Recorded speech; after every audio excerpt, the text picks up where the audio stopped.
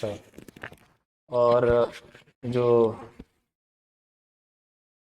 कौन सा आया था प्रपोजल जो जेएल नेहरू ने किया था?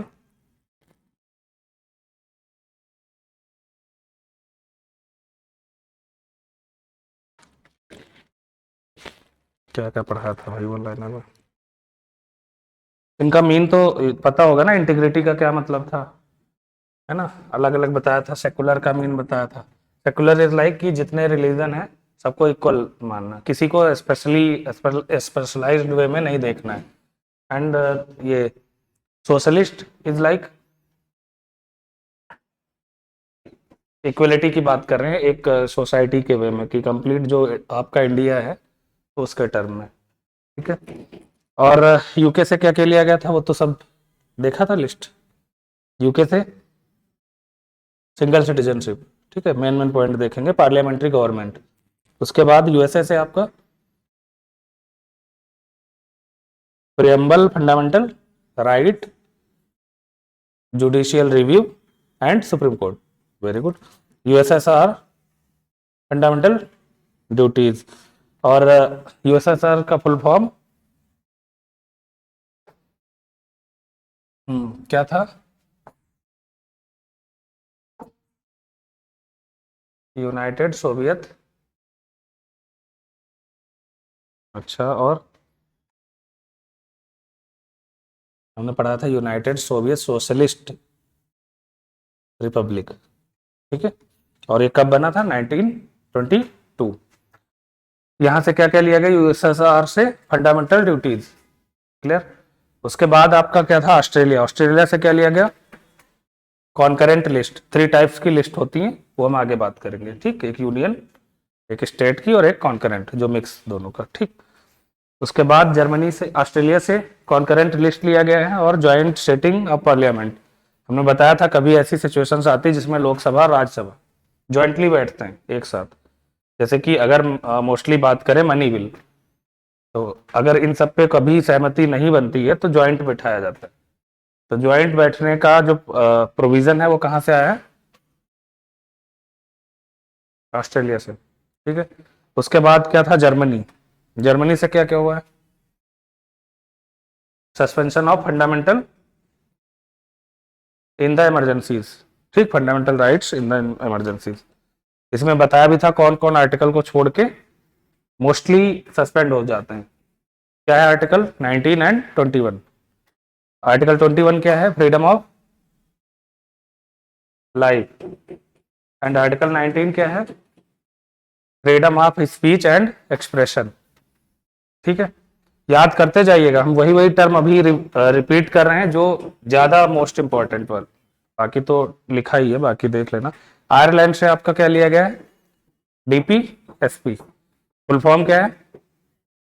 Directive principles of state. ठीक है। उसके बाद फ्रांस से क्या लिया गया?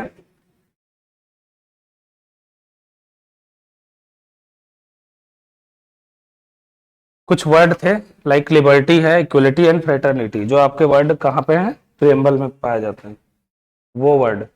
ठीक है। उसके साथ रिपब्लिक टर्म, जो रिपब्लिक वर्ड है।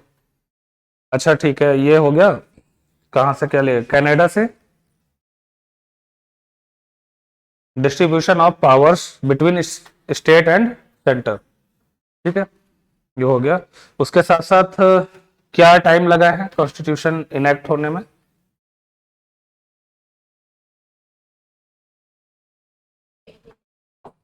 कितना था?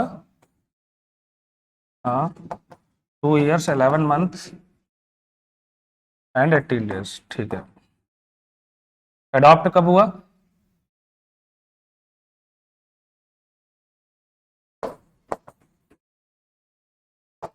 26। ठीक है। 1949। इन्फोर्समेंट कब हुआ?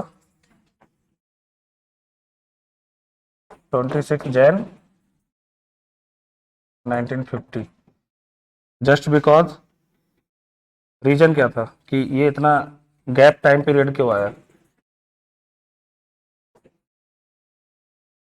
लाहौर सेशन। ठीक है।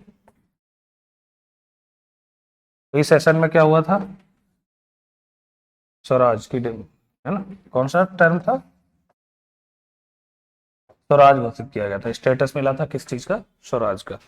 तो फिर उसी के चलते जो बीच में गैप क्रिएट हुआ, तो फिर ऐसा बोला गया कि कब 19 इस टाइम जिस दिन स्वराज की वो है उस दिन हम लोग इसको इन्फोर्समेंट में लाएंगे, और इसी दिन से हम इसी को क्या बोलते हैं, रिपब्लिक डे। ठीक है, उसी दिन से ये इन्फोर्समेंट में आया 1950 से। उसके साथ साथ कुछ प्रोविजंस थे जो सेम टाइम इफेक्ट में आ गए थे, वो कौन से थे, जैसे सिंगल सिटीजनशिप था, है ना, इक्वलिटी की बात थी, इस तरह से कई सारे जो प्रोविजन थे वो सेम टाइम पे इफेक्ट में आए थे। उसके अलावा और क्या पढ़ा था आपने,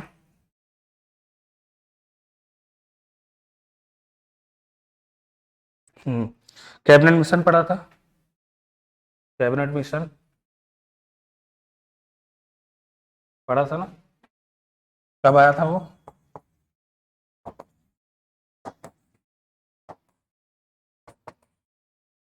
1946।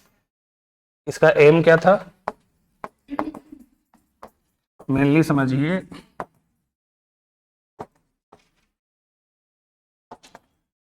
Mainly power transfer from British to,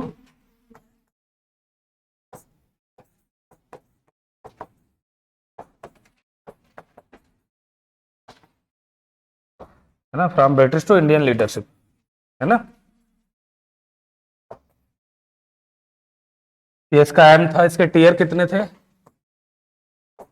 3, कौन कौन से, फर्स्ट आपका federal structure and second one constituent assembly, ठीक है, एंड थर्ड वन, ठीक है, rejecting the demand of Pakistan.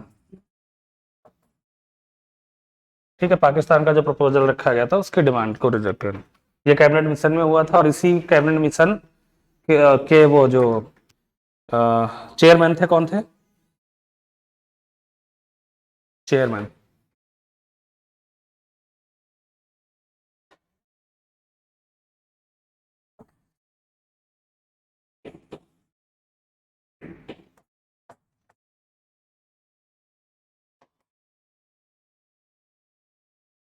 सच्चिदानंद सिन्हा, ठीक है, ठीक है।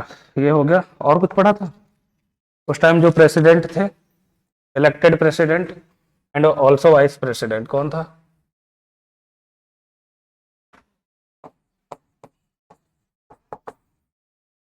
प्रेसिडेंट कौन थे, डॉक्टर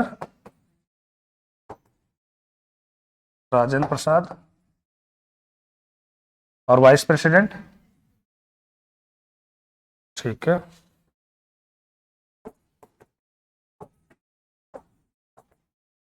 वाइस प्रेसिडेंट वाज,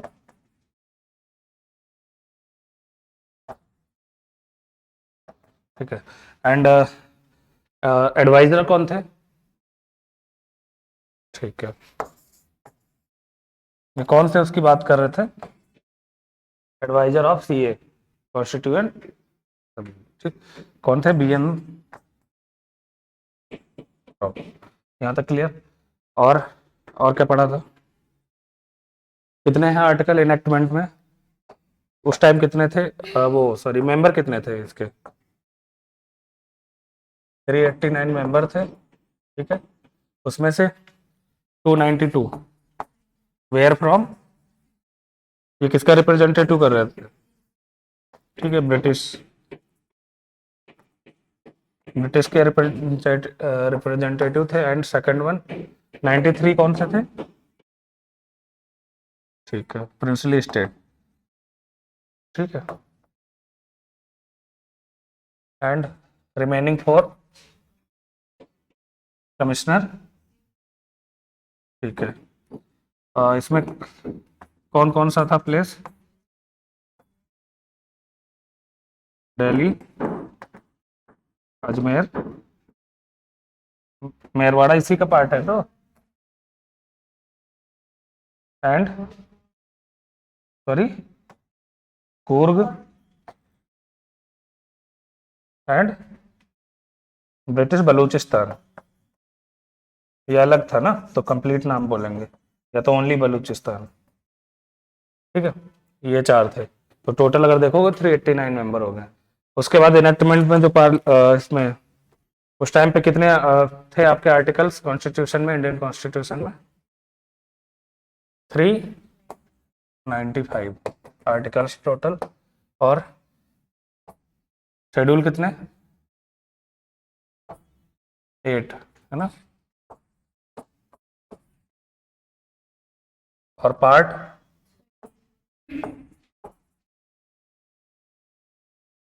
जल्दी बताओ, 12 या 22? मतलब चल रहा है प्रॉपर दिमाग है। 22 क्या थे? ठीक है, ये तभी की बात है, अभी करंट में कितना है अप्रॉक्स?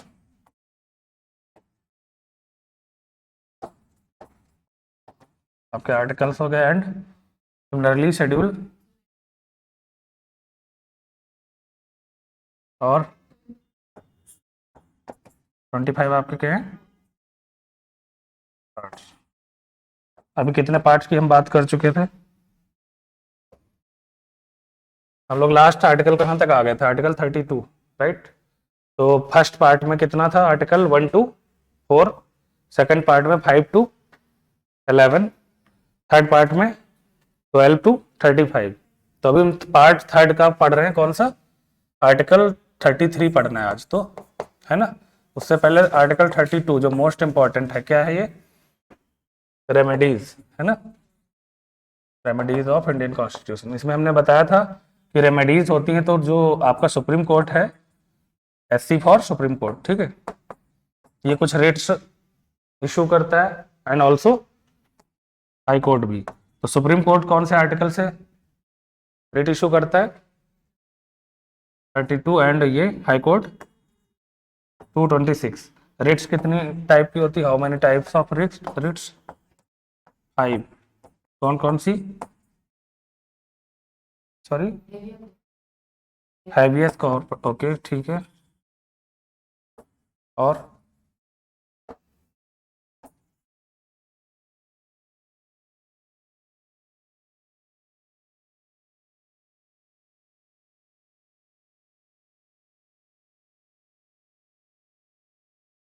और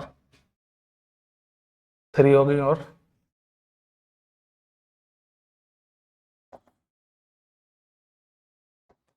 एंड लास्ट वन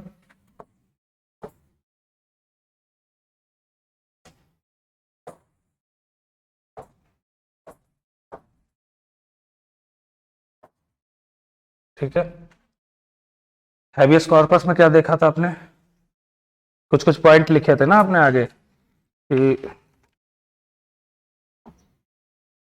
अच्छा एक साथ में वो ये आपका इंडियन जो फ्लैग है, नेशनल फ्लैग, कब हुआ था वो? अडॉप्ट कब हुआ था? 22 जुलाई ऑफ 1947, डिजाइंड बाई पिंगली वेंकैया। ठीक है, ये याद रखना, ये क्वेश्चन पूछा है आपके प्रीवियस में, ठीक है। चलो यहाँ से शुरू करो, आर्टिकल 32। देखो इस पर क्या क्या लिखे हो आप, लिखा है ना इनका मीन, हैवियस कॉर्पस का, फिर मैंडमस का, प्रोविजन का, फिर सर्टियोरिटी का, और क्यों वारंटो का। याद है कुछ?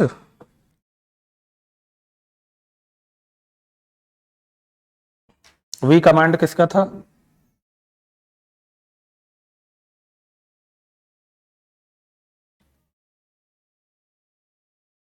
देखो किसका क्या था, जल्दी से देखो जल्दी।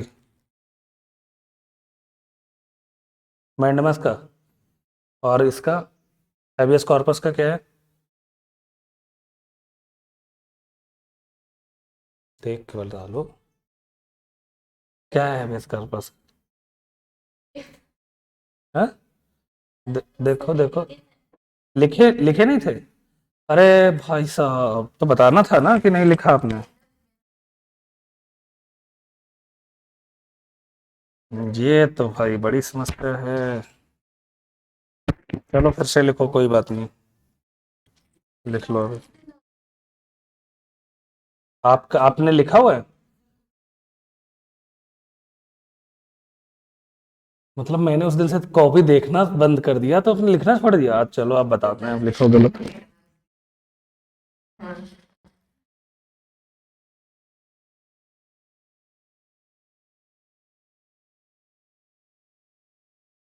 क्या आर्टिकल 33 से शुरू करना है ना? हम्म,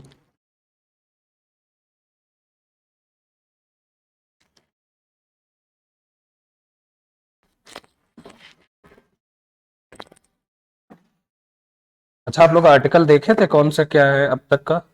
मैंने बोला था एक बार आर्टिकल पढ़ लेना। किसी ने भी देखा था?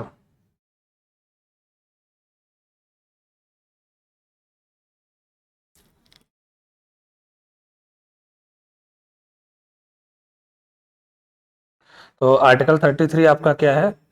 Power of parliament to modify the rights, है ना, conferred by this part their applications to force, की मतलब जो पार्लियामेंटर को पावर होती है स्पेशली आर्म्ड फोर्सेस के लिए। एक आपने टर्म सुना होगा, मार्शल लॉ। मार्शल लॉ सुना है आपने कभी?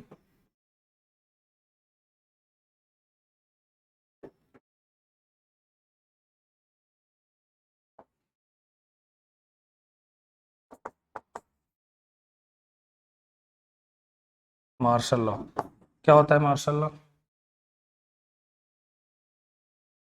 कुछ आइडिया, जो कुछ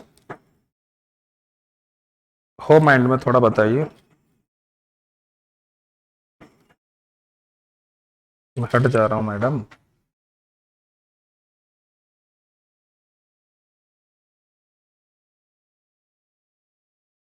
चलो स्टार्ट करें। ठीक। देखो, फर्स्ट ऑफ ऑल बात कर लेते हैं रेट्स की, जो कि 5 टाइप्स की हैं।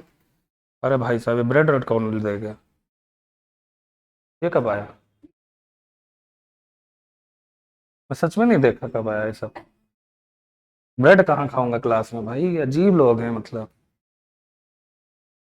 हद है। चलिए ठीक है, पहली रेट कौन सी थी? Habeas corpus.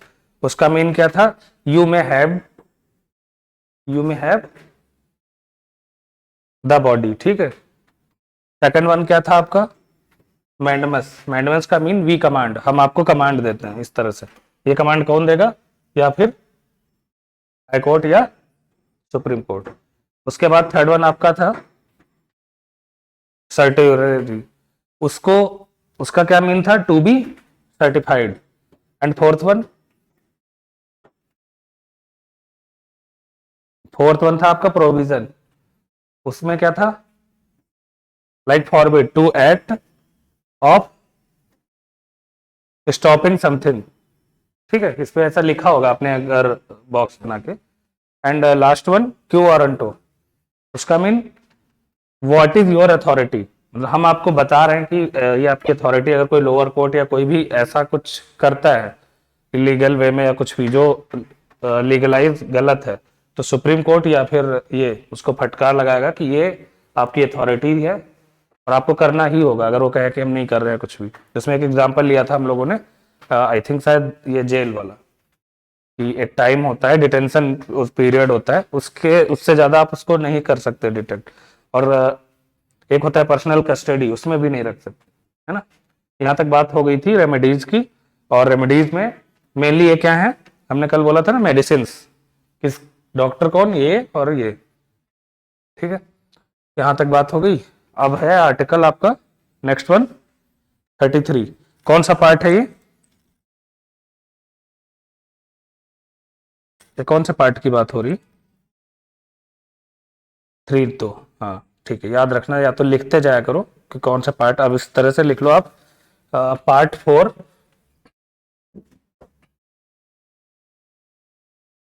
माशाल्लाह अभी बता देंगे, स्पेस थोड़ा छोड़ देना।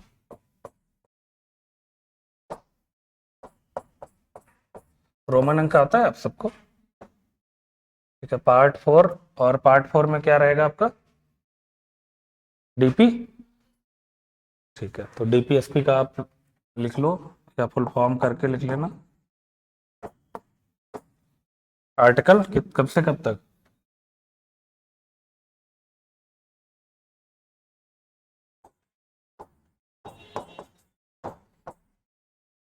आर्टिकल 36 टू, अच्छा उससे पहले का 2 आर्टिकल बचा है ना, 33 के बाद से।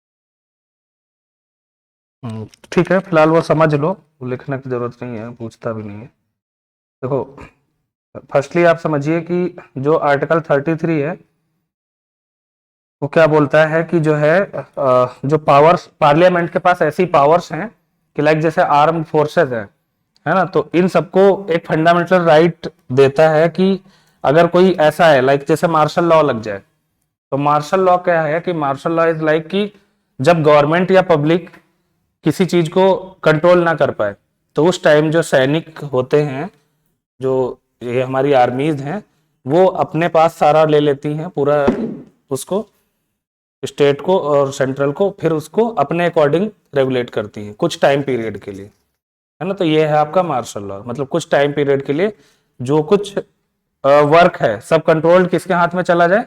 गवर्नमेंट से हटके सैनिकों के हाथ में, ठीक है, जो आर्म फोर्सेस हैं उनके हाथ में।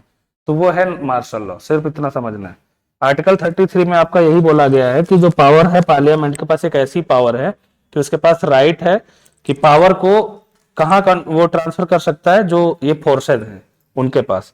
ये मोस्टली कब होता है? जब आप समझिए पब्लिक और आपकी गवर्नमेंट कंट्रोल ना हो कर पाए। तो जब वो कंट्रोल उससे नहीं होगा तो वो नॉर्मली किसको ट्रांसफर किया जाता है? जो हमारी आर्मीज हैं, फोर्सेस हैं, और वो पूरा अपने हाथ में लेने के बाद एक होता है कि अलग वे में, कि जैसे कि ऑथेंटिक वे में समझिए कि ऐसे करके हमको जबरदस्ती आपसे कंट्रोल करवाना उस तरह से, क्योंकि सैनिक क्या करेंगे उसी तरह से। तो ये है। उसके साथ साथ आपका आर्टिकल जो 34 है, उसमें यह है कि मार्शल लॉ लागू किया जाएगा। मतलब थर्ड में क्या है कि जो पार्लियामेंट है उसके पास ये पावर है कि वो ट्रांसफर कर सकती है, अगर उससे कंट्रोल नहीं हो रहा है गवर्नमेंट से या पब्लिक सेक्टर में काम नहीं हो पा रहा है, गवर्नमेंट कंप्लीटली कंट्रोल नहीं कर पा रहे हैं, तो ये पावर ट्रांसफर किसको कर देंगे? आर्मीज को, है ना, जो भी आर्म फोर्सेज होती सेट। और उसके बाद 34 में क्या है? Martial law. मार्शल लॉ आपको पता हो गया क्या है? मार्शल लॉ इज लाइक कि जो कंप्लीट पावर है गवर्नमेंट से, वो किसके हाथ में आ गई? आर्म फोर्सेज के हाथ में, और वो अपने अकॉर्डिंग अब रेगुलेट करेंगे for the specific time period, जब तक चीजें ठीक नहीं हो जाती। उसके बाद आपका जो 35 था, 35 आर्टिकल एक्चुअली आपके सिलेबस में तो नहीं है। 35 में भी यही मार्शल लॉ के रीजन कि कैसे मार्शल लॉ उसको वो करता है। तो अभी इसके लिए ऐसे ही लिख लो लाइक 35 मार्शल लॉ, एंड 34 में क्या है आपका? Power transfer from government to the armed forces. बस इसमें एक एक लाइन का ऐसे ही आपके सिलेबस में ये तो आर्टिकल है नहीं। उसके बाद हम लिखेंगे डीपीएसपी 36 टू 51। डीपीएसपी कौन सा पार्ट है? पार्ट 4। डीपीएसपी का फुल फॉर्म, ठीक है, directive principles of state policy, कि जो भी स्टेट की पॉलिसीज बनती हैं तो उसके कुछ प्रिंसिपल होते हैं, है ना, जो डायरेक्ट बेनिफिट होते हैं किसके लिए? For the public sectors.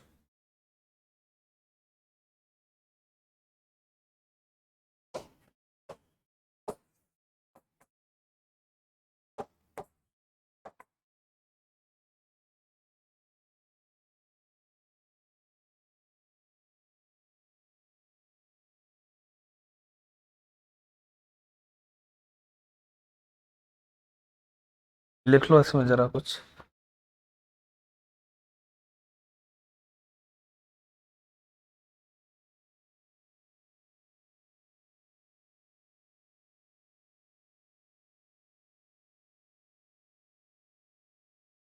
हो गया? डायरेक्टिव प्रिंसिपल्स और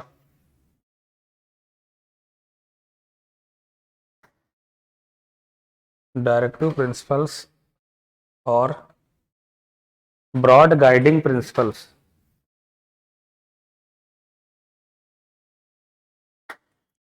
अब ये क्या है, आगे लिखना है, डेट, कॉमा लगा के date, state shall keep in mind, date state shall keep in mind. मतलब क्या हुआ इसका, कि जो स्टेट्स हैं वो ध्यान में रखेंगे क्या क्या बातें, वो सब चीजें, वही प्रिंसिपल हुआ। वही हम बोलते हैं कि ये प्रिंसिपल्स है, तो प्रिंसिपल का मीन क्या। ओके, कहाँ पे अटक गए, state shall keep in mind, shall ये, ठीक है, कीप इन माइंड मीन्स क्या हुआ, कि स्टेट जो होते हैं उनको कुछ कुछ बातें ध्यान में रखनी, वही क्या है, प्रिंसिपल है, ठीक है। While formulating policies and enacting law,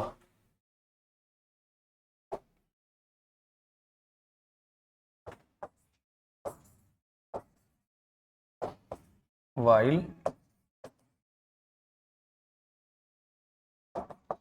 formulating policies and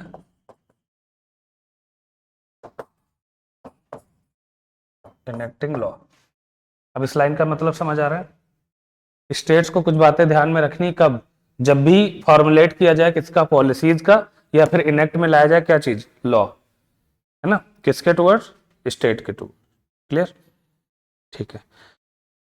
अब आर्टिकल जो 36 टू 37 है वो क्या है, एक एक लाइन में लिख लेंगे, ऐसे करके लिख लो, या तो like article in the bracket 36 to 37।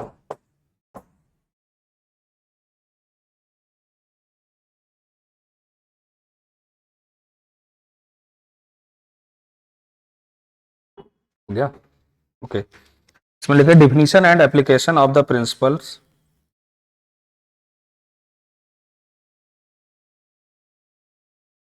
definition and application of the principles of contained in this part।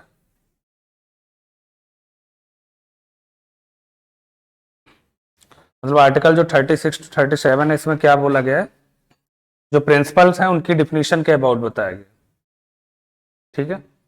Article 38 क्या कहता है, नेक्स्ट आर्टिकल 38, एक एक लाइन बस ऐसे ही लिख लो, क्योंकि मेन मेन जो आर्टिकल हैं जो मैं हाईलाइट करा रहा हूँ वो मोस्टली पूछता है, बट ये आपको पता होना चाहिए इस आर्टिकल में क्या है, इसलिए एक एक लाइन लिखना जरूरी है ना।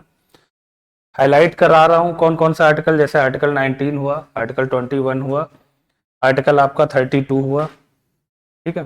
तो जो मोस्टली अब तक पूछा है ज़्यादा टाइम और पूछता भी है, जो ज़्यादा इंपॉर्टेंट है उनको मैं हाईलाइट कराता जाऊंगा, ठीक है। आर्टिकल 38 क्या कहता है, to secure and protect,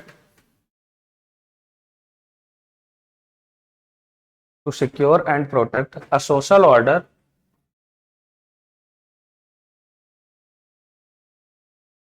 which stands for the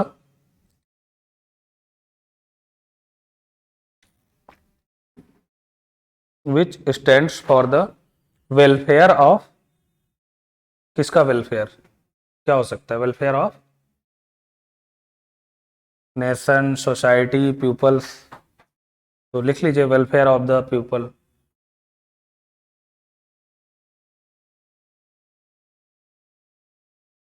इस लाइन का मतलब समझ आ रहा है, it's secure and protect of the social order, कि जो सोशल ऑर्डर होते हैं लाइक पब्लिक सेक्टर के लिए, तो उसके साथ साथ जो स्टैंड लिया जा रहा है किसके लिए, लोगों की भलाई के लिए, है ना, वेलफेयर ऑफ द पीपल्स, ठीक है।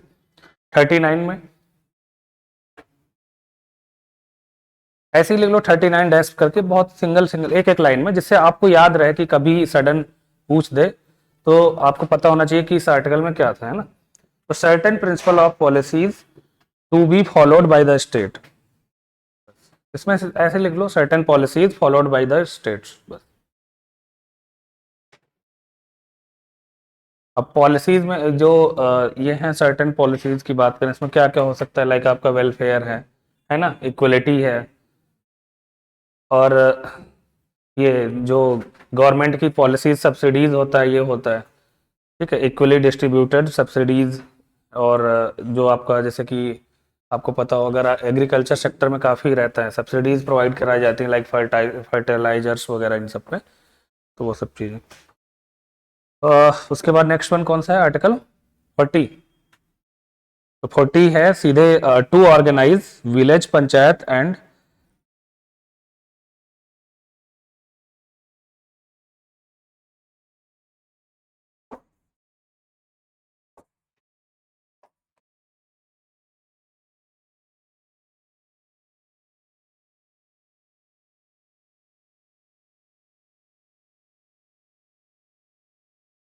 As village panchayat as units of the self government.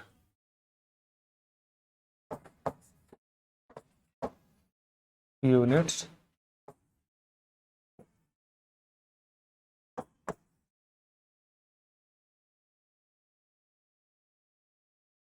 Of the self government.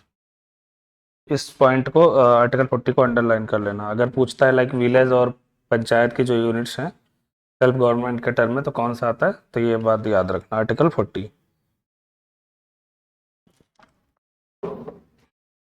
Article 41 उसको भी अंडरलाइन करना है, वो लिख लो क्या है। इनमें कहीं भी डाउट होने से पूछते जाना, ठीक है, बता तभी क्लियर करते चलेंगे। आर्टिकल 41 है आपका right to work to education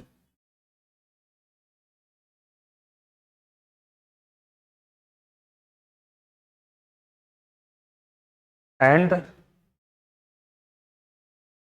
to public assistance in certain cases. Article 14 या फिर 15, इनमें एक पढ़ा था कि राइट टू एजुकेशन कितने बच्चों के लिए free education, 6 to 14 years age ना, ठीक है। Right to work to education and to public assistance in certain cases. अब इसमें क्या है, राइट टू वर्क, ठीक है, to education and to public assistance, इसका मीन समझ आ रहा है। एजुकेशन सेक्टर और इन सब में भी राइट है वर्क करने का, और उसके साथ साथ कुछ केसेस में इसको अलग पब्लिक असिस्टेंस मिलता है, ठीक है। प्लस एज क्या है, जो फ्री वेलफेयर के टर्म में राइट टू एजुकेशन की बात कर रहे थे पिछली बार आर्टिकल में देखा भी था, वो है 6 to 14 ईयर्स, ठीक है। उसके साथ साथ हमने लेबर उसकी बात करी थी कि बिलो 14 एज वालों को कंपनी लॉ है ना, उसमें वर्क करना प्रोहिबिट है, याद है, ठीक है। नेक्स्ट आर्टिकल, उसमें सीधे लिख लो to secure, article 42, to secure just and human conditions of work and maternity relief.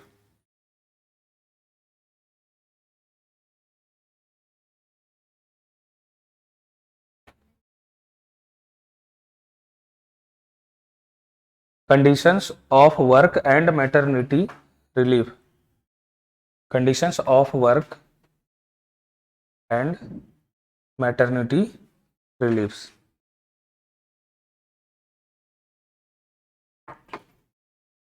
कुछ कंडीशंस के अबाउट प्लस ये मैटरनिटी वर्ड समझ आ रहे हैं, तो रिलीफ मिलता है, लाइक 6 मंथ आपको लीव मिल जाती है गवर्नमेंट सेक्टर में, इन सब में, तो वही बात की गई है। कोई डाउट इसमें, ठीक है। नेक्स्ट वन आपका है लिविंग वेजेस, लिविंग वेज क्या होता है, वेज,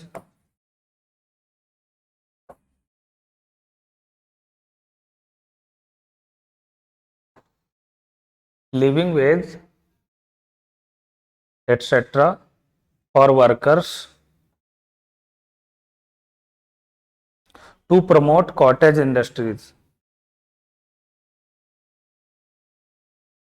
अब जो कॉटेज इंडस्ट्रीज होती हैं, कुछ इंडस्ट्रियल सेक्टर की बात की जा रही जो होते हैं, तो उसमें कुछ रहने का भी वो मिलता है। अब वेज मीन्स क्या? कॉटेज इंडस्ट्री, हाँ।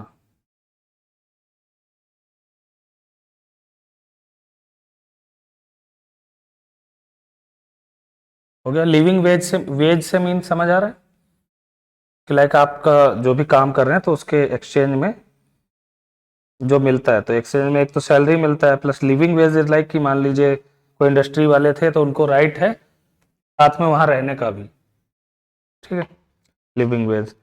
उसके बाद आप एक इम्पॉर्टेंट है आगे आर्टिकल क्या, 44, ये इम्पॉर्टेंट है, इसको आप लिखिए। Uniform civil code for citizens.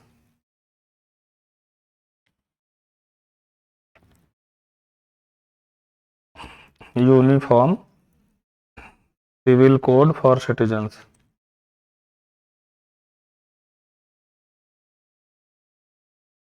कौन सा आर्टिकल है ये?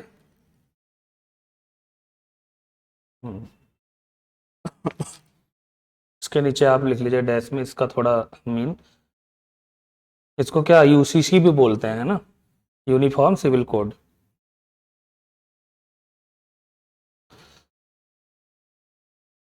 इसका मीन क्या है? अगर इसका समझिए आप, पहले तो आर्टिकल एक इसमें है 14 का पार्ट है। सेकंड में इसका मीन जो है, तो ये ऐसा बोल सकते हैं, it could help to achieve gender justice. इसके लिए नीचे लिख लीजिए, इसी के नीचे यूसीसी, इसके नीचे 2 पॉइंट में ऐसे ही फर्स्ट ऑफ ऑल लिख लीजिए, the state should provide, the state should provide a set of laws unified set of laws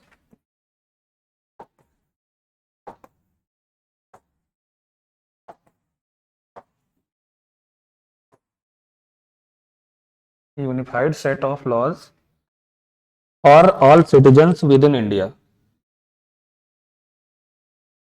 और all citizens within India. Next point, UCC UCC would promote gender justice,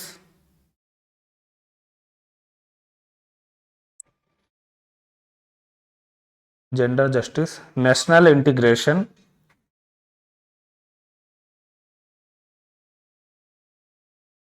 and equality before law।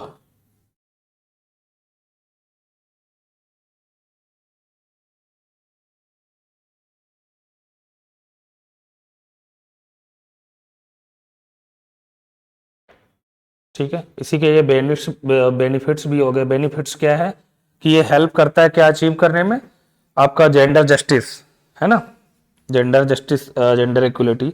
उसी के साथ क्या help करता है, national integration को promote करने में, और साथ में क्या हेल्प करता है, इक्वलिटी जो बिफोर लॉ है उसको इंश्योर भी करता है। तो ये हो गया आपके बेनिफिट्स। इसके साथ चैलेंज कुछ हैं, तो चैलेंजेस क्या होते हैं? चैलेंज है कि like it could violate freedom of religion particularly, और ये जो रिलीजियस माइनॉरिटी है इसको वो कर सकता है, चैलेंज कर सकता है। अब ये कैसे टर्म है कि मान लीजिए जैसे ये क्या बोलते हैं, जो जेंडर इनइक्वलिटी है उस पर कुछ हो। अब कई बार हम नहीं देखते हिंदू मुस्लिम हो गया और उसमें काफ़ी ज़्यादा लाइक कॉन्स्पायरेसी हो गई, बहुत विवाद हो जाता है, मारपीट टाइप सब कुछ हो जाता है। तो इस टाइप के कुछ चैलेंजेस मिलते हैं, क्योंकि जब भी आप हम बात करें फ्रीडम ऑफ रिलीजन की, उसमें चैलेंज देखने को मिलेंगे, और कुछ रिलीजियस माइनॉरिटीज हैं उसमें चैलेंजेस मिलते हैं। इसी के साथ साथ अगर देखेंगे तो इट कॉज वो डिसहार्मोनी विद सर्टेन कम्युनिटीज, जैसे कुछ कुछ कम्युनिटीज होती हैं उनकी एक अलग हार्मनी होती है, बट इसके चलते क्या हो सकता है, डिसहार्मोनीज हो सकती हैं, उसमें भी क्लैशेस हो सकते हैं। साथ ही है कि जो पर्सनल लॉ है कि जो अप्रूव होते हैं गवर्नमेंट से, जैसे रिलेवेंट ये रिलीजियस कम्युनिटी से रिलेटेड, तो उनमें कई बार इशू आ जाते हैं। तो इंटर कि लाइक हमारे उसमें इंटरफेयर क्यों कर रहे हैं, तो इसमें गवर्नमेंट के साथ भी इश्यूज हो जाते हैं। तो ये कुछ चीज़ें हैं जो इसका निगेटिव इम्पैक्ट पड़ सकता है, इस पर चैलेंजेस रहते हैं। तो चैलेंजेस लिखना है तो लिख लो एक हेडिंग डाल के चैलेंजेस, अदरवाइज समझ तो गए ही नहीं। जो इसके पोटेंशियल चैलेंजेस हैं वो पहला यही है कि it could violate freedom of religion, it could violate freedom of religion, comma particularly for religious minorities, it could violate freedom of religion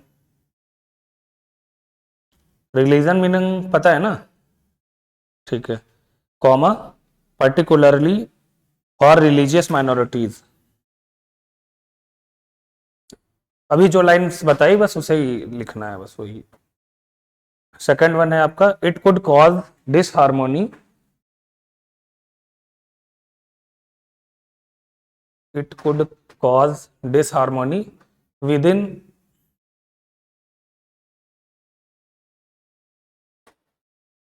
certain communities।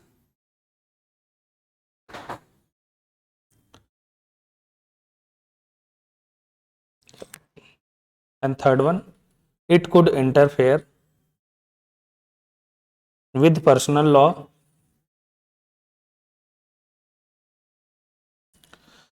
without the approval of relevant religious community। It could interfere with personal law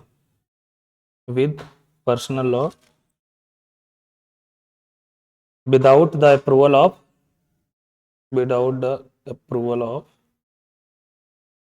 relevant religious community।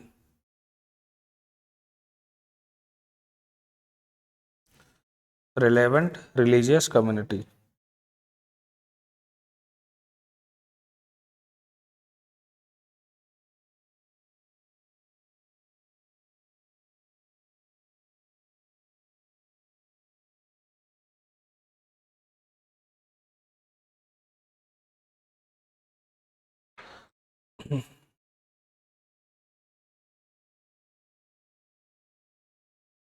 तो UCC क्या है समझ आया?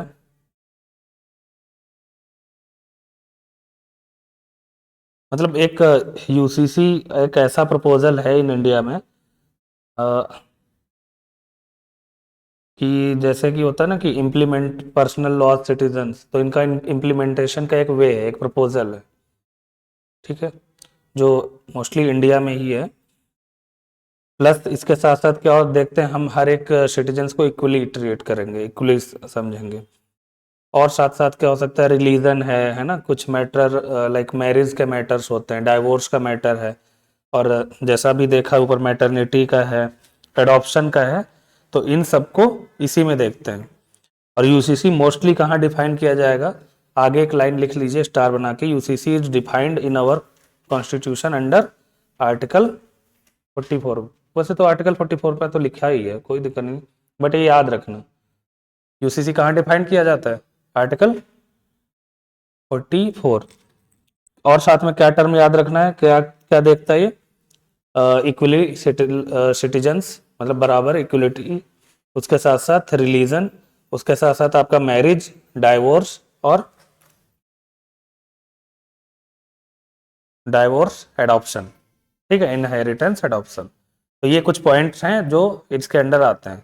वापस से बोल रहा हूँ, adoption, marriage, divorce, equally citizenship, sorry citizenship नहीं, इक्वली सिटीजन्स मतलब सब नागरिक इक्वल, और कुछ रिलीजन, ठीक है, याद रखना ये कुछ पॉइंट हैं इसमें जो होते हैं। उसके बाद क्या है next, article 45।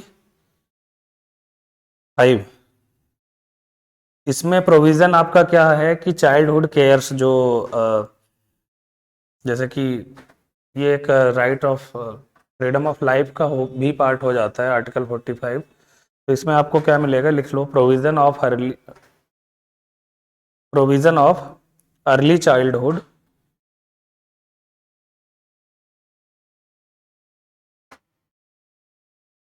Care and education to children,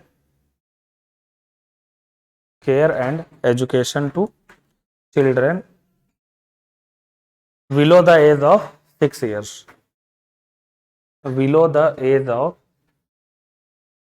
below the age of, कहाँ पे है, चाइल्डहुड केयर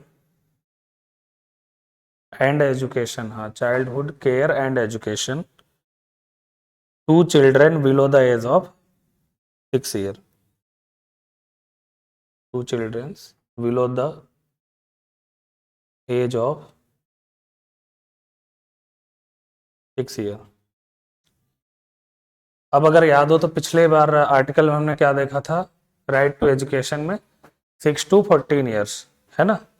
अभी हम क्या इसमें बात कर रहे हैं कि बच्चों के एजुकेशन और केयर का ध्यान रखेगी गवर्नमेंट, कितने एज तक, 6 ईयर्स तक। अब इसमें कौन कौन से एग्जाम्पल, जैसे आंगनबाड़ी है, तो वो क्या होता है आंगनबाड़ी में, और आपका स्कूल्स में छोटे बच्चों के लिए एमडीएम चलता है, मिड डे मील स्कीम, है ना। मिड डे मील स्कीम में क्या मिलता है, गवर्नमेंट क्या स्कूलों में छोटे बच्चों को क्या प्रोवाइड कराती है, फूड मिलता है, ठीक है, उनको खाना मिलता है।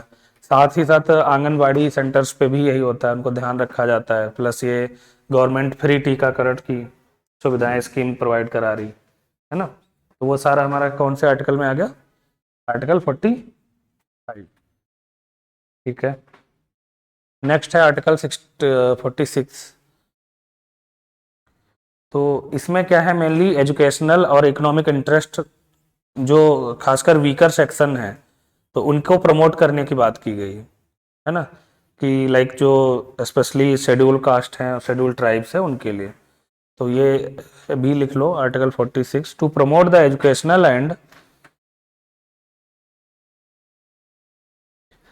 Educational and economic interest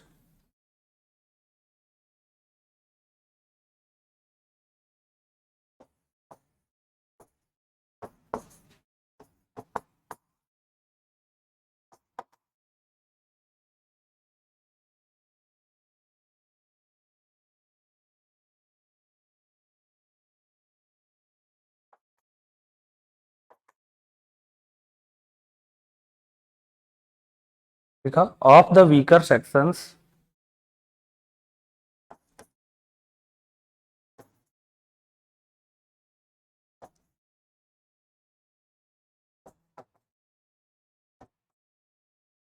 of the weaker sections of the pupil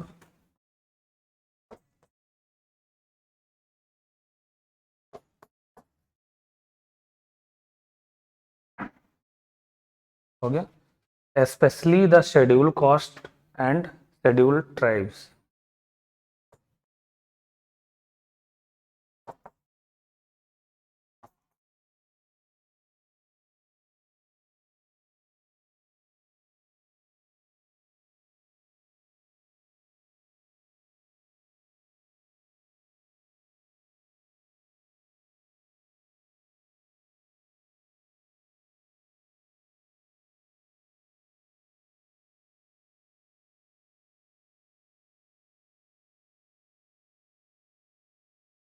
कुछ स्पेशली प्रोविजंस होते हैं, कुछ स्पेशली वीकर सेक्शंस वालों के लिए, तो उसमें यही बात की गई है ना। जैसे कि आप SC ST को कुछ अलग सी छूट मिलती है गवर्नमेंट के उसमें, तो वो कौन सा आर्टिकल है, 46, ठीक है, ये बात ध्यान रखना। हो गया, नेक्स्ट वन 47। इसमें क्या बोला गया, improvement of public health and provision of intoxic drinks, कि जैसे कि पब्लिक हेल्थ के लिए, स्वास्थ्य के से रिलेटेड चीज़ों को इम्प्रूव करने की बात कही गई गवर्नमेंट सेक्टर्स, और करते भी है, उसमें भी सब्सिडीज मिलती हैं, प्लस ध्यान रखने के लिए, लाइक जैसे इसमें बात करें टीकाकरण, जो अभी हम एग्जांपल भी ले रहे थे, प्लस इनटॉक्सिक ड्रिंक्स वगैरह, तो वो उसको प्रोहिबिट किया जाता है, ठीक है, और ड्रग्स वगैरह। बट मोस्टली अपने साइड अगर यहाँ की बात करें तो हमें लग रहा है इधर तो, मतलब ऐसा हमको, हमारे जो कुक आता है, मुझे नहीं पता, तो उसने एक बार ऐसे बताया कि यहाँ का जो लोग होते हैं, मतलब स्टार्टिंग में उनकी स्टार्टिंग ही चाइल्डहुड से ऐसा होता है कि उनको ड्रिंक वगैरह कुछ ऑफर किया जाता है, ऐसा है क्या। लोकल में ना ज़्यादा रहता है, वही चीज़ है ना। यहाँ का लोग वो ऐसा बोले, वो राजू नाम है, तो उनने ऐसा बोला कि मोस्टली क्या होता है कि जैसे कि अदर उसमें जाएंगे तो आप मिल्क और इन सब से होता है, बट यहाँ पे अगर ड्रिंक कर रखा है उन्हें थोड़ा बहुत तो अच्छे से वो काम करेंगे, अदरवाइज नहीं। ऐसा है ऐसा नहीं है, होता है ना। ना मैं कोई क्रिटिसाइज नहीं कर रहा हूँ, जस्ट एक पूछ रहा हूँ फॉर द माइन इंफॉर्मेशन। कोई नहीं। नेक्स्ट क्या था 27, improvement of public health and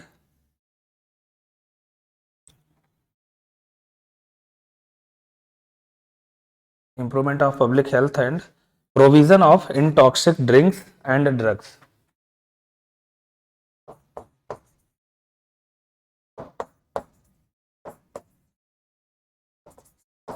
Public health improvement and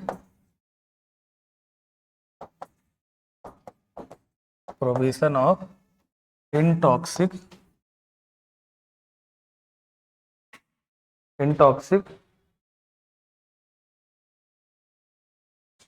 drinks and drugs. तो intoxicating लिख लो, intoxicating drinks and drugs.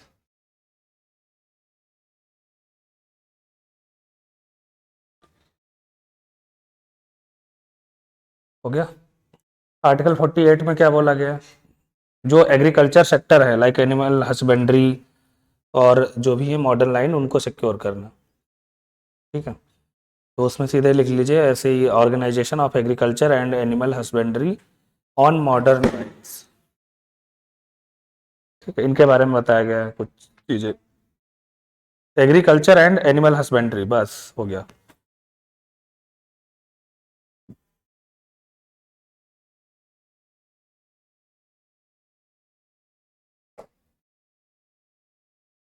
Next one कौन सा है? 49। ओके 49, 49, 49। हाँ 49 में आपका है हिस्टोरिकल जो मोन्यूमेंट्स वगैरह हैं उनको प्रोटेक्ट करना। तो like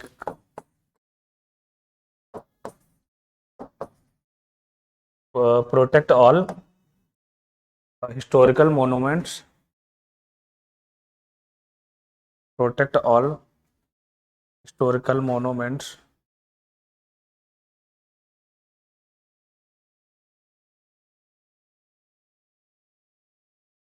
and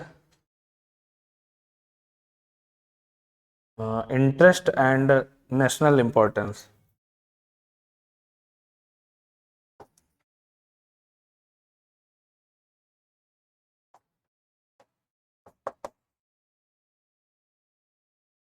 interest and importance. तो हम मोस्टली क्या करते हैं, जैसे कि आप कोई पब्लिक सेक्टर की जैसे कोई पुरानी मोनूमेंट्स हैं हिस्टोरिकल, तो हम लोग क्या बोलते हैं उसको, गवर्नमेंट अभी उसमें अंडर अपनी अंडरटेकिंग में ले लेती है, तो अभी क्या है हम उसको प्रोटेक्ट करेंगे, ऐसा।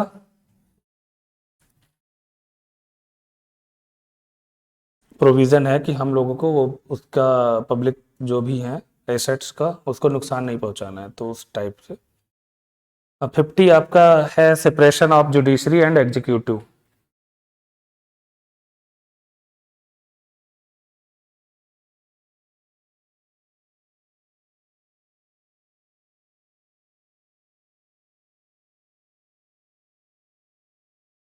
एग्जीक्यूटिव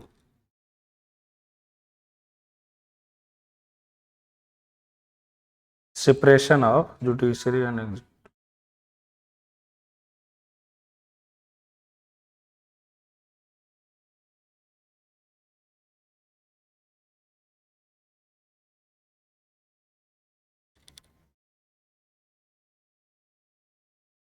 अच्छा, ये जो पार्लियामेंट है ना, तो अगर हम इसकी बात करें तो कितने टाइप्स होते हैं इसमें?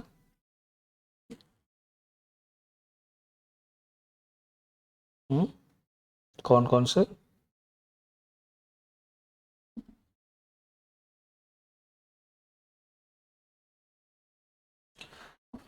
देखो सेपरेशन की बात करें तो अगर हम इसमें अभी आगे पढ़ेंगे, अभी के लिए इतना समझ लीजिए। तो 3 टाइप्स से पढ़ेंगे। फर्स्टली कौन सा, जुडिशरी,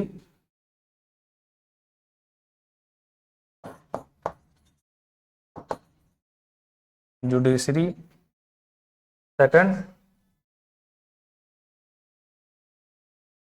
ठीक है, एंड थर्ड वन, नहीं सेपरेशन तो टर्म हो गया।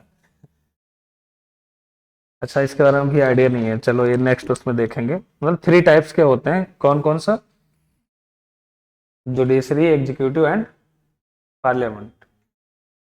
क्या होता है, चलो फिलहाल अभी इतना समझो। इस आर्टिकल में आपको क्या बताया गया, सेपरेशंस का, कि इनकी इनकी पावर को सेपरेट करना अलग अलग, ठीक है। अभी इतना समझो, आगे जब ये पढ़ेंगे पार्लियामेंट सिस्टम तो उसमें प्रॉपर स्ट्रक्चर बना के समझ लेंगे। नेक्स्ट है आपका लास्ट वन, वो है promotion of international peace and security.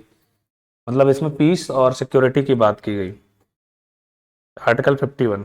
तो ऐसा अगर कभी क्वेश्चन पूछता है तो आपके एसएसबी में क्वेश्चन किस टाइप से पूछेगा, कि प्रमोटिंग ऑफ पीस ऑफ, कोई टर्म दे देगा लाइक इंडियन गवर्नमेंट या जो भी, तो उसके टर्म में कौन सा आर्टिकल है, तो article 51, article 15, article 21 and article 47। तो कौन सा होगा ऑप्शन, 51। तो इस टाइप से पूछेगा, इसलिए एक एक लाइन में चीजें लिखा ली। अभी आपका नेक्स्ट पार्ट 4 का कौन सा पार्ट आएगा अब, अभी ये कौन सा पार्ट था, 4 ना, अभी कौन सा पार्ट आएगा,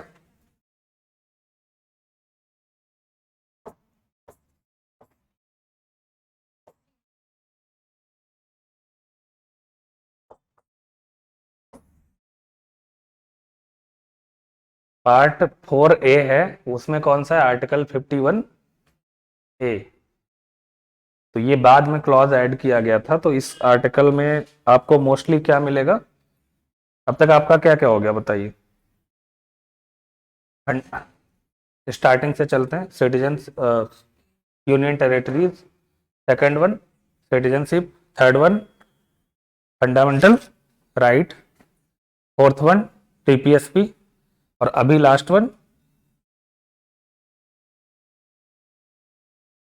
फंडामेंटल ड्यूटीज, ठीक है।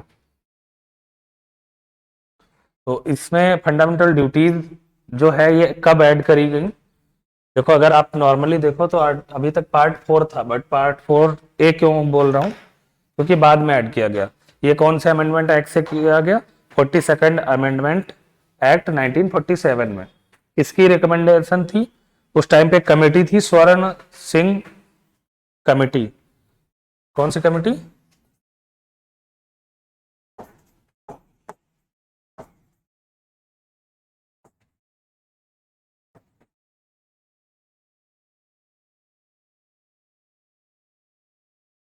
इस कमेटी की रिकमेंडेशन पे कौन से अमेंडमेंट एक्ट के थ्रू, 42nd,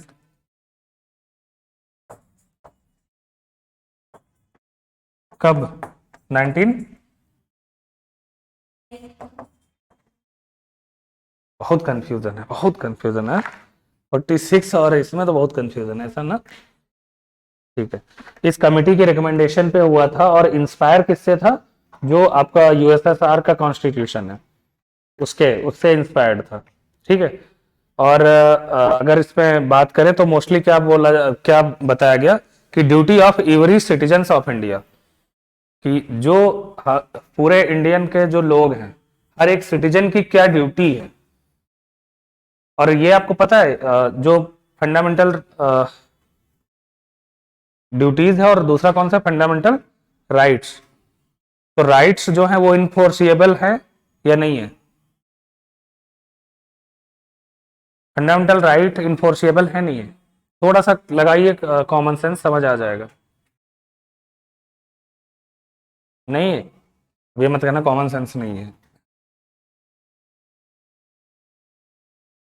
देखो एक बात समझो, हमने क्या पढ़ा आर्टिकल 32 में, क्या पढ़ा, remedies of constitution.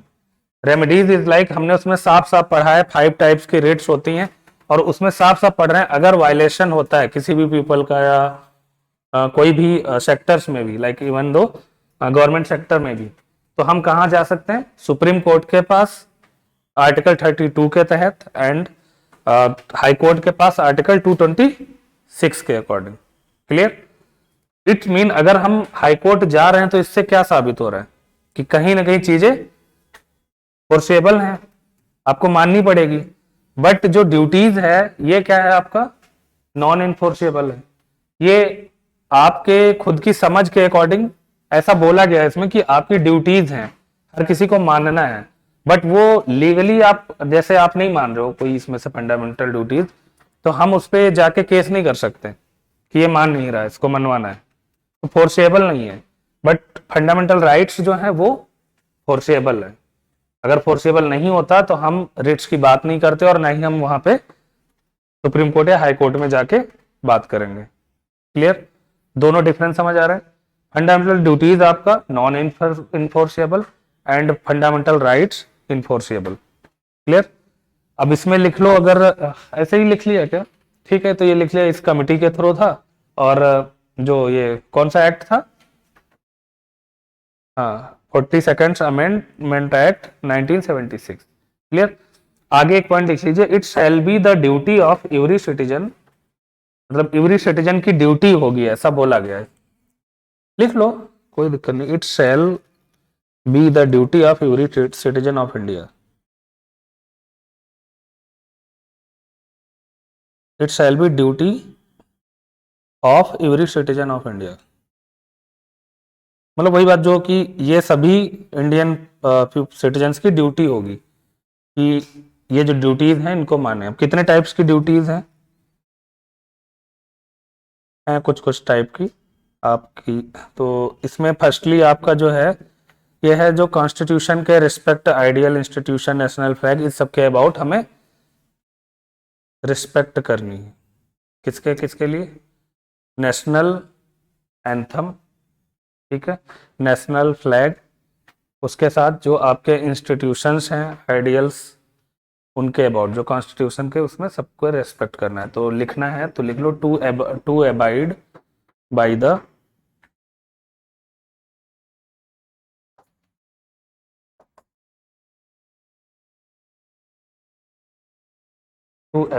The constitution and respect its ideals and institutions. हाँ, अरे हाँ, इन लोगों का तो कभी खत्म ही नहीं होगा, हमें तो लग रहा है। लिटरली ये लोग, हमें तो लग रहा है शायद 3 to 4 मंथ बिफोर, तब से तो लगे ही है, बराबर खत्म ही नहीं हो रहा है इन लोगों को। हाँ, ये bye the constitution and respect it's ideals and respect it's ideals and institutions, ideals and institutions, comma, the national flag and the national anthem।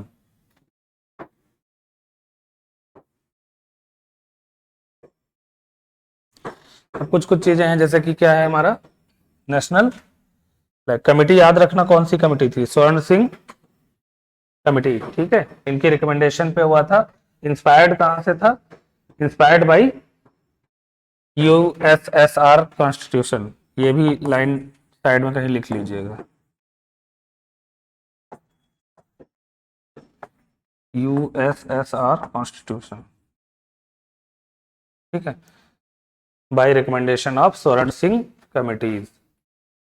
ठीक है, तो इसमें आगे नेशनल क्या था? National flag and national anthem, plus जो ideals हैं, जो इंस्टीट्यूशंस हैं, उनके अबाउट क्या? You should must respect.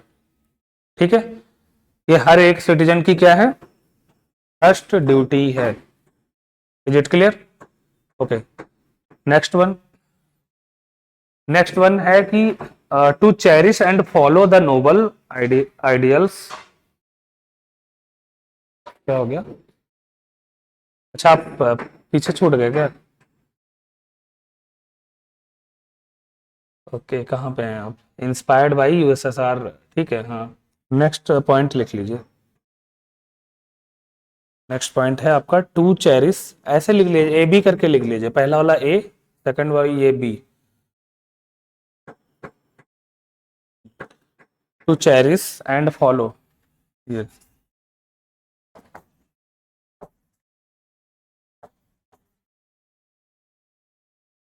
Cherish is like कि मानना कोई भी पर्टिकुलर उस, and follow the noble ideas.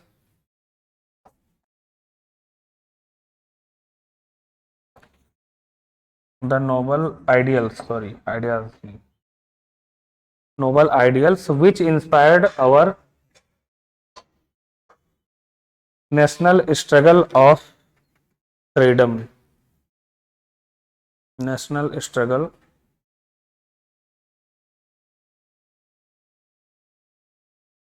अब इस लाइन से क्या मीन समझ आ रहा है कि जो ये नेशनल स्ट्रगल कहाँ लिख लिया, struggle for freedom, for freedom. तो मीन ये कि जो भी नेशनल स्ट्रगल्स के जो मूवमेंट हुए थे, जो हम हिस्ट्री में पढ़ेंगे, है ना, कि आपके इंडिपेंडेंस के लिए क्या क्या मूवमेंट्स हुए, उन सब का, उन सबसे जुड़े हुए लोग और उन सबको फॉलो करने वाले जो भी नोबल आइडियल्स हैं, हर किसी के लिए भी हमको रिस्पेक्ट करनी है, प्रॉपर उनको रिस्पेक्ट देनी है ना, इस टर्म का। थर्ड वन आपका है uphold and protect the sovereignty, unity and integrity, जो हम कहाँ पढ़ रहे थे, प्रियम्बल में।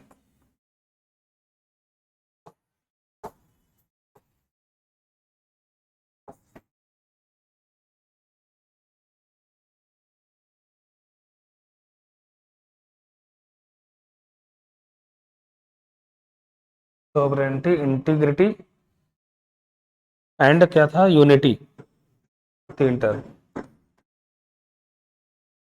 इनमें थोड़ा डिफरेंस समझेंगे।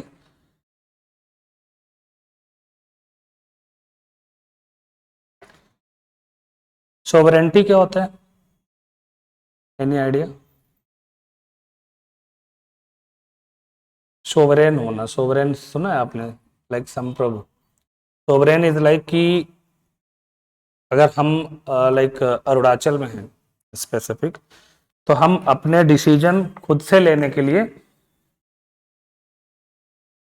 लाइक फ्री हैं, है ना, कि मतलब ऐसा नहीं है कि जैसे हम अपने अरुणाचल में कुछ स्पेसिफिक बनाना चाह रहे हैं और हमको परमिशन किससे लेनी पड़े, अदर कंट्री से जाके, कि हम ऐसा वो करना चाह रहे हैं, तो आप बताओ होगा कि नहीं। तो सोवरेन का एक स्टेटस होता है कि आप अपना कंट्री के अंदर अपना डिसीजन लेने के लिए प्रॉपर फ्री हैं, उसमें अदर कंट्री कोई हस्तक्षेप नहीं कर सकती। तो सोवरेन का स्टेटस यही होता है, सोवरेन इज लाइक हम अपना डिसीजन लेने के लिए प्रॉपर फ्री हैं अपनी कंट्री का। क्लियर?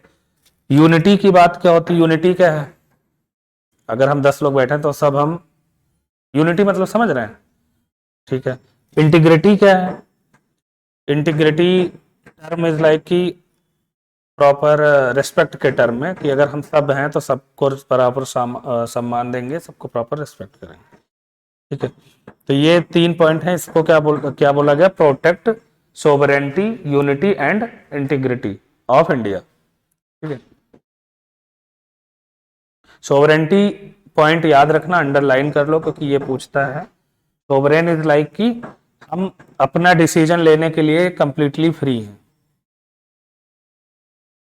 ठीक है।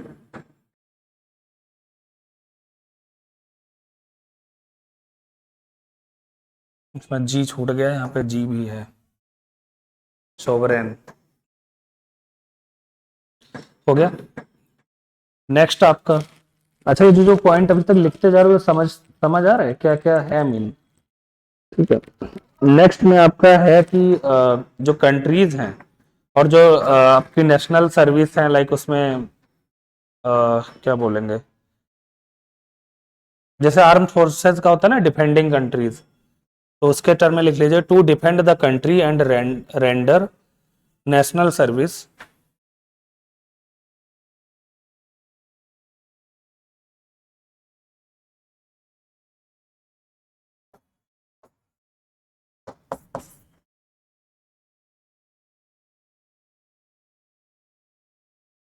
रेंडर नेशनल सर्विस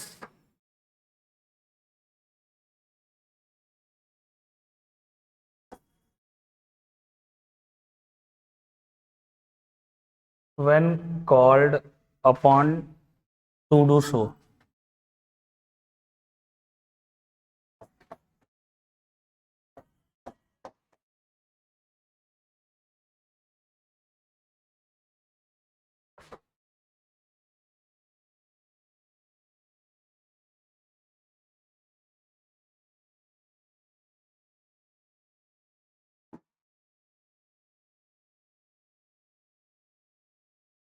हो गया?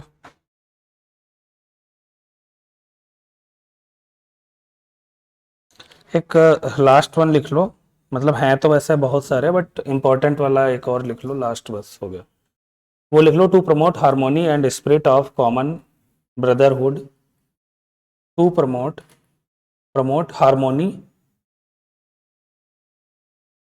Harmony and spirit of common brotherhood amongst harmony and spirit of common brotherhood amongst all the people of India।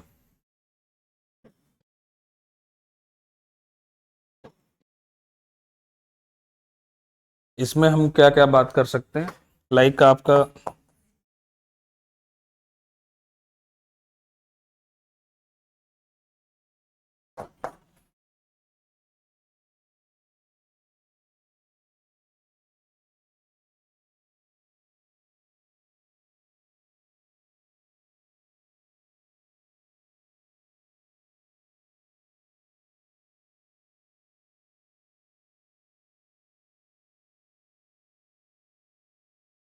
And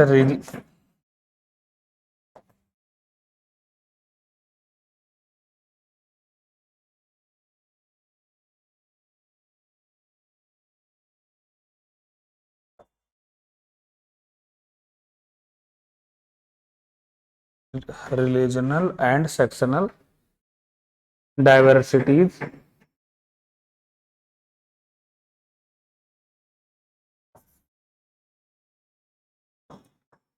to renounce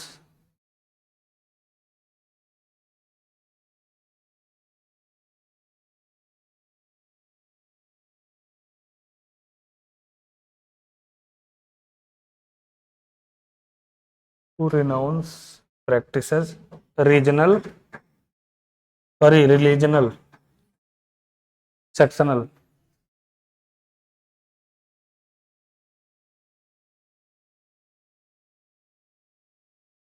renounce practices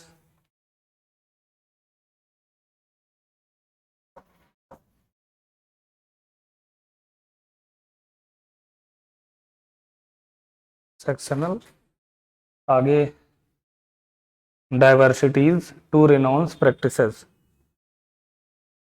derogatory to the dignity of women, renounce practices derogatory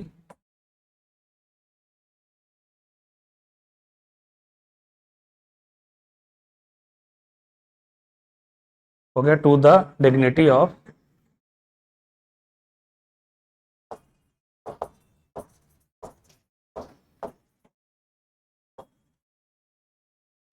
women, ये line underline कर लें।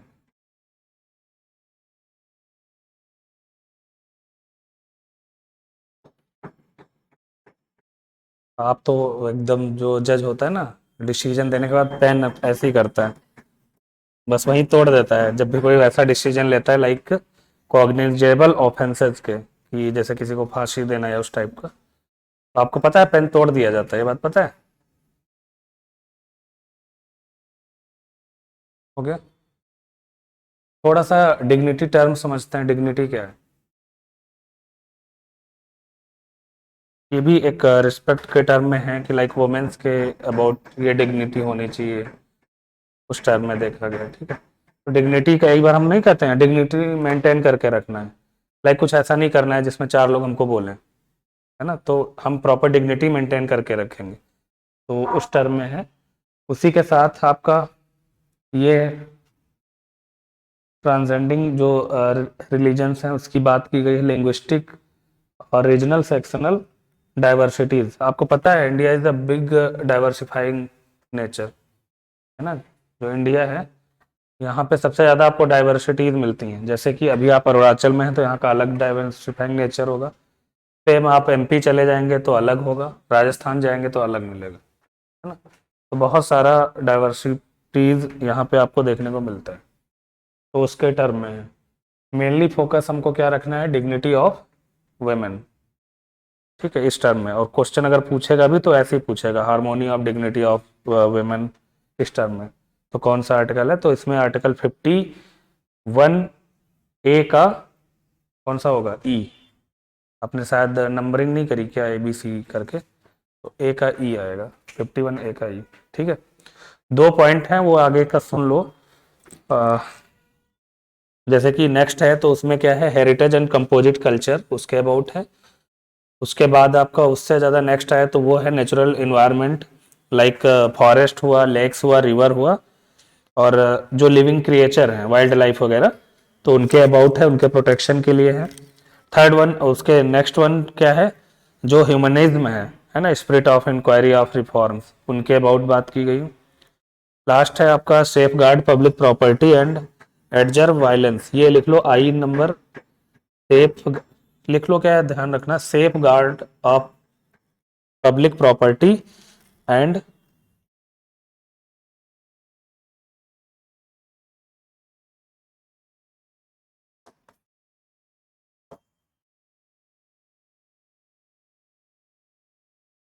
एडजर्व violence, ठीक, violence, ये कौन सा वाला point था आपका, आई।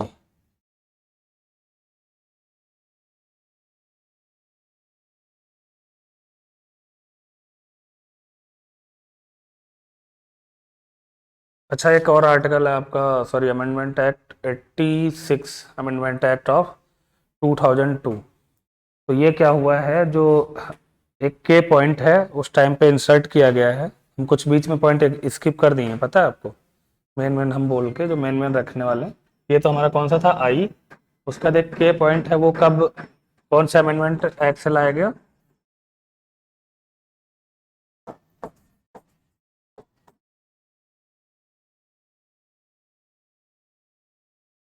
82nd, ठीक है। और सॉरी 86 कब लाया गया ये, 19,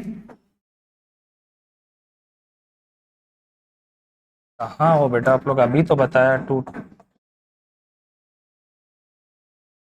मतलब जरा भी ट्विस्ट करना हो, कंफ्यूज करना हो, बस कुछ नहीं, 19 आगे लिख दो, हो गया कंफ्यूज, अब क्या करना है, तुरंत माइंड चलने लगता है, अच्छा बस 19 मतलब 46 होगा, या फिर 1950 होगा, या फिर बहुत ज्यादा 42nd अमेंडमेंट एक्ट था तो 1976 होगा, है ना, बस तीन ही जगह माइंड चलता रहता है, वो 19 से ऊपर नहीं जा सकते क्या।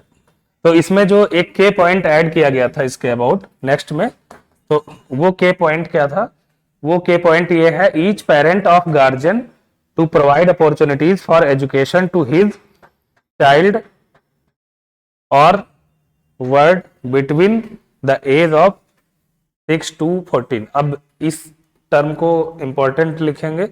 सबसे पहले आप समझो, हम लोग जो पिछले आर्टिकल में बात किए थे, कितना एज था राइट टू एजुकेशन में, 6 to 14, कि गवर्नमेंट का ये राइट है कि 6 to 14 तक फ्री एजुकेशन प्रोवाइड कराएंगे। इसमें जो के पॉइंट ऐड किया गया है, पार्ट 4 51A का कौन सा पॉइंट, के पॉइंट, कौन से उससे ऐड किया गया, by amendment act of 86th amendment 2002, ठीक है। इसके अकॉर्डिंग ऐड किया गया के पॉइंट, तो उसमें क्या बोला गया है, ईच पेरेंट और guardian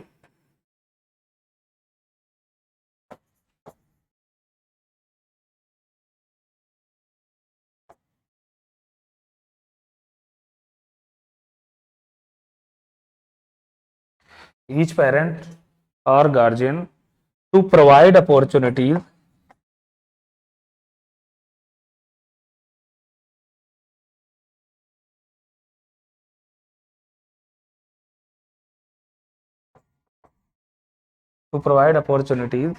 or education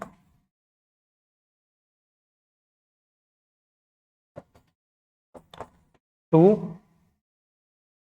his child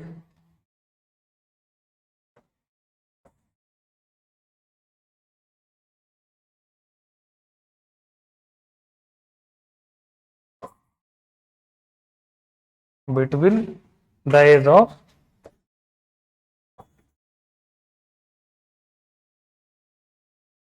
6 to 10 years। अब दोनों में डिफरेंस बताना क्या है।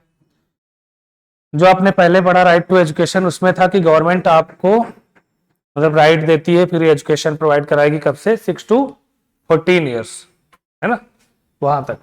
अभी इसमें क्या जो क्लॉज ऐड किया गया कि उसमें क्या बोला गया, ईच पेरेंट और गार्जियन, है ना, to provide opportunities for education, clear, to his child between the age of 6 to 14 years.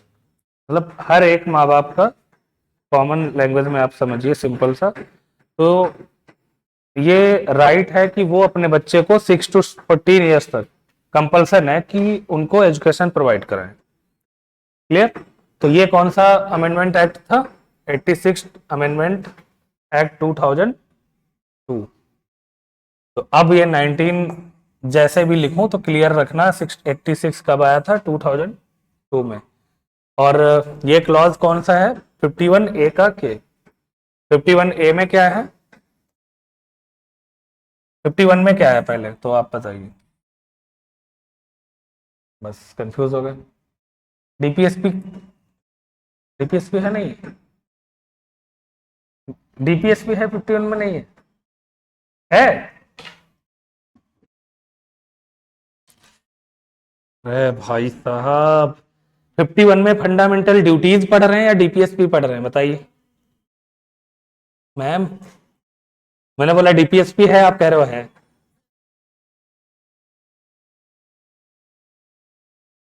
Fifty one में क्या है पूछ रहा हूँ, ये तो नेक्स्ट है।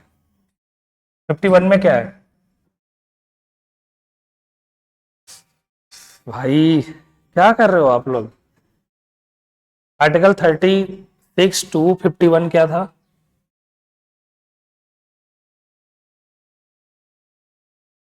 डीएसपी बनना है, ठीक है डीएसपी। डीपीएसपी है, डीएसपी तो है ही नहीं, डीपीएसपी था। फिर आर्टिकल 51 में क्या था, फंडामेंटल, ठीक है फंडामेंटल ड्यूटीज था। फिर 51A में क्या था,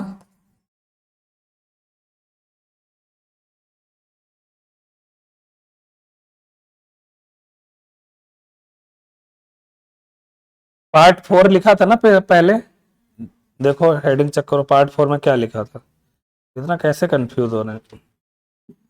पार्ट 4 में हमने लिखा है डीपीएसपी आर्टिकल 36 to 51, क्लियर। तो आर्टिकल 36 से 51 तक क्या चीजें हैं, डीपीएसपी है। डीपीएसपी क्या, directive principle of state policies. फिर आर्टिकल 51 में क्या लिखा है हमने, मैंने ऐसे लिखाया था ना, पार्ट 4 फिर आगे ए, 51A करके लिखा था ना, उसमें क्या है आपका, फंडामेंटल ड्यूटीज, याद रखना, ठीक है। तो यहाँ पे जब हम ओनली ये बोले 51, तो यहां तक क्या था, डीपीएसपी था, 36 to 51, ठीक है। और 51A में जब बात करेंगे तो ये हो जाएगा फंडामेंटल ड्यूटीज। इसी का 51A का अगर के क्लॉज की बात करेंगे तो वो हम क्या था जो अभी पढ़ रहे हैं कि 6 to 14 एज तक कंपलसरी है एजुकेशन प्रोवाइड कराना, हर एक गार्जियन का राइट है ये, क्लियर। अब बताओ, अभी तो कहीं कंफ्यूजन नहीं है ना, अब पुराना पूछूं। आर्टिकल 5 to 11 क्या है, सिटीजनशिप। 1 to 4 क्या है, UTs, UTs and union territories के अबाउट ना, ठीक है। उसके बाद आपका 12 to 35, जल्दी जल्दी, ये तो सिंपल सा पूछ रहा हूँ, फंडामेंटल राइट। उसके बाद 36 to 51 डीपीएसपी। ठीक है। 51A fundamental duties. ठीक, ड्यूटीज में कई सारी ड्यूटीज लिखी हैं, तो मेनली आप समझो कि जितना काम एक लैंग्वेज में अगर समझना है, तो जो काम आपको करने से ना अंदर से एक वाइस आए, एक वाइब्स आए, पॉजिटिव वाइब्स कि हाँ ये काम सही है, वो सारी अच्छी ड्यूटीज हैं। जो काम करने से हमको डर लग रहा हो कि इसमें हम लीगली फंस सकते हैं, गलत है, तो वो सही ड्यूटी नहीं है। कॉमन सी बात इतना ही ना। प्लस इन्फोर्सिएबल क्या है, फंडामेंटल राइट या fundamental duty? Fundamental right enforceable है and fundamental duties non enforceable. ठीक है, ये ड्यूटी जैसा बोला गया है, तो हर एक इंडिविजुअल सिटीजनशिप का ये रोल है कि वो ड्यूटीज को मान के चले और उनको प्रॉपर निभाए। क्लियर, यहां तक हो गया। नेक्स्ट हमारा पार्ट कौन सा आएगा? पार्ट 5। यहां से आपका मेनली पॉलिटी समझ लीजिए शुरू होता है। तो पार्ट 5 आपका क्या है? तो इसमें जो आपका आर्टिकल आएगा पार्ट 5 में वो होगा आर्टिकल 52 टू आर्टिकल 151।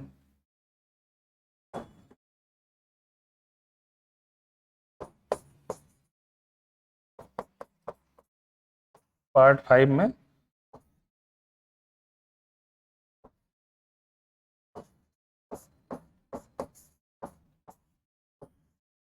और मेनली यहां से हम किसके अबाउट देखेंगे?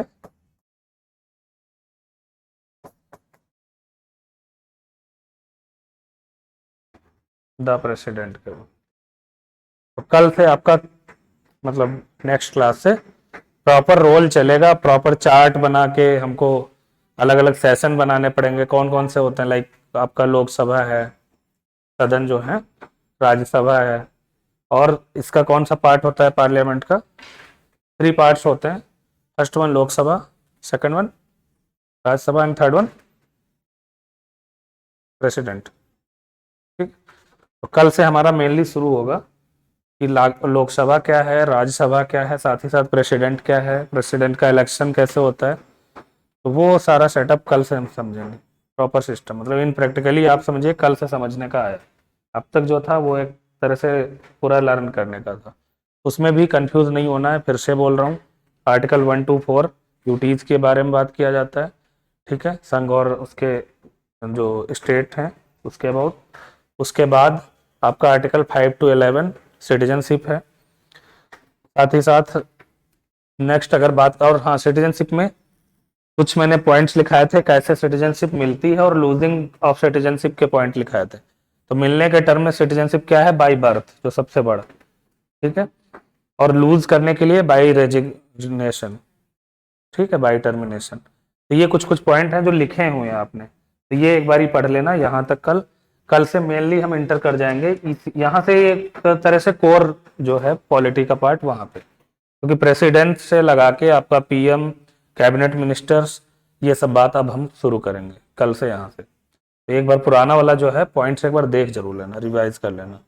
ठीक है, उसी के साथ साथ कल या नेक्स्ट क्लास में आएगा आपका प्रेम्बल में कुछ और वर्ड जो यूज हुए हैं, जैसे कि 42nd अमेंडमेंट से जो 3 वर्ड यूज हुए तो मैंने बता दिए। उसके साथ उसमें फ्रेटर्निटी वर्ड है। ठीक है, कुछ और वर्ड है तो उनको भी डिस्कस करेंगे। मेनली आपका कल से शुरू होगा, और कल हम पढ़ेंगे किसके बारे में? The president. तो हम अपर टू लोअर चलेंगे ना, सबसे पहले प्रेसिडेंट, फिर वाइस प्रेसिडेंट, फिर आपका आ जाएगा पीएम, सीएम, है ना, इस तरह से कल प्रेसिडेंट से शुरू करेंगे। अभी तक कोई डाउट किसी भी पॉइंट में? मैं कोशिश तो यही कर रहा हूँ कि अपनी लैंग्वेज में कम से कम लाइन में लिखाया जाए पॉइंट, क्योंकि आपको तो वहाँ सिंगल ही पूछता है, और आपका क्वेश्चन भी इस तरह से ही पूछेगा, जैसे कि ये है ना, तो दे देगा procedure of election of president. ठीक है, अंडर विच आर्टिकल्स कम। अब उसमें 4 ऑप्शन दे देगा, आर्टिकल 51 है ना, 52, 56, 63 या 67, इस तरह से। अब कौन सा आर्टिकल आएगा? तो आपका 52 आएगा। इस तरह से पूछता है। साथ ही साथ इमरजेंसीज के लिए पूछता है, तो जैसे कि how many types of emergencies, कितनी टाइप की हैं? मेनली हम पढ़ते हैं 3 बट होती हैं 4, ठीक है, मेनली 3 ही पढ़ते हैं। कौन कौन सा? आर्टिकल 352, 350 और 360, 3 ही पढ़ते हो, बट मैं कह रहा हूँ 4 होती हैं, तो एक ये भी होती है, इसका उल्टा, ये सब भी पढ़ेंगे। इसमें भी ऑप्शन दे देगा कि आपका लाइक फाइनेंशियल इमरजेंसीज का दे दिया क्वेश्चन और 4 ऑप्शन दे देगा कौन सा है। तो ये सब चीज़ें जैसे ही आता जाएगा टर्मिनोलॉजी उसे अबाउट पढ़ते चलो। फिलहाल के लिए इतना ही। अभी तक कोई डाउट होने से स्टार्टिंग से अब तक, इवन दो इकोनॉमिक क्लास का ऑल्सो, वहां से अब तक कोई डाउट है तो बताओ, लगा के सेक्टर और रिसोर्सेज, ये तो याद हो गया होगा वैसे ना, सेक्टर रिसोर्स के बारे में, और जीडीपी क्या है, जीएनपी क्या है, और क्या था आपका नेशनल इनकम क्या है, बैंकिंग, बैंकिंग रेगुलेटिंग एक्ट क्या था 1949, ठीक है, और आरबीआई एक्ट कौन सा था 1934। मतलब याद तो कर रहे हो, थोड़ा थोड़ा तो याद रह रहा है, चलो, क्योंकि ये सब याद करते रहो, ये जैसे ही आपका सिलेबस कंप्लीट होगा फिर कंबाइंड टेस्ट होगा, जैसा आपका पूछता है ना उसमें एसएसबी में, सेम पैटर्न पे कंबाइंड टेस्ट होगा। अब कंबाइंड में क्या क्या आएगा आपका, इकोनॉमी आएगा, पॉलिटी आएगा, हिस्ट्री आएगा, जियोग्राफी आएगा, तो सारा कुछ होने के साथ साथ कंबाइंड भी होगा। अभी तो इंडिविजुअल टेस्ट होगा, जैसे पॉलिटी खत्म होगा तो इसका भी टेस्ट रहेगा वैसे ही स्लाइड फॉर्म में। तो अच्छा, वो स्लाइड फॉर्म का जो था 21 क्वेश्चन, आपका प्रीवियस का जो पेपर है उससे भी निकाले हुए थे क्वेश्चन, इनमें से कुछ लगा कि हाँ आप कर पा रहे हो इकोनॉमी का? हाँ? नहीं नहीं, यहाँ लिखा था ना डिस्कस्ड एम्प्लॉयमेंट, वो तो सब प्रीवियस का ही क्वेश्चन था, तो वो सॉल्व हो पा रहा था, ठीक है। डाउट होने से बताइए अभी भी।